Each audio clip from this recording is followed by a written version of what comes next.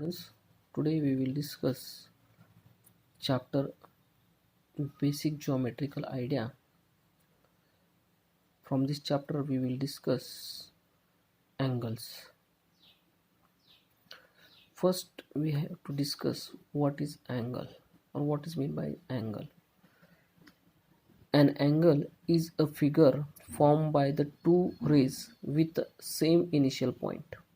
This angle is one kind of a figure which is initiated from the same point. Suppose this is your angle, this is your initial point, means an angle which is formed by the two rays, this one ray and this another ray, two rays with a same initial point. This is their initial point. They are starting from this initial point. The common initial point is called as the vertex, and this common initial point O is your vertex of an angle, and the rays forming angle are called as its arm. This is arm, this is initial arm and terminal arm. Means initially starting ray and this is a final ray. I hope you understand this concept. Means angle is a figure formed by the two rays with a same initial point. These two rays and same initial point. This initial point is called as a vertex. This is called as a initial arm. This is called as a terminal arm, and both together to form an angle. In the figure O is the vertex and ray OA and OB are the arms of the angle. OA and OB are the angle shown is denoted by this angle. This part means this terminal ray and initial ray are together, and this part is formed. This is called as a angle, or it is denoted by capital letter I, or it is also called as a O, angle O, or it is also read as angle AOB, or it is also read as a angle BAO, BOA. Means this is the sign of angle. I hope you understand all the concept. For that purpose we are just understand some remark. Two line segment with a common endpoint also determine an angle. Means this is the one point and this is the one point.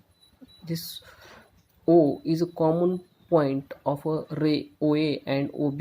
This is also denoted by or read as angle O. Means two line segment with a common end point also determine an angle at that point. This is an angle O. I hope you understand this concept. Now we are moving toward the next point, which is very much important. If you understand, you can solve some example from the exercise. Interior and exterior of an angle. Everyone know that exterior means what and interior means what. Means interior means inside portion and exterior means outside portion. Let BAC, this BAC be an angle. All points of the plane of the angle are divided into the three parts. Means this angle can be divided into the three parts. First part, all interior points such as P. Means here I am represent only P. Here you can represent any number. Here also represent number. This is insided part such as P of an angle, that is those point which lies inside the angle. Means insided part. Here all the points are insided. This part of a plane is called the interior of an angle. Means anything present between these two rays, this is interior part of an angle. I hope you understand this part. Now second part, the part of a plane which is all exterior point lies on is called the exterior of an angle. Means outsided part.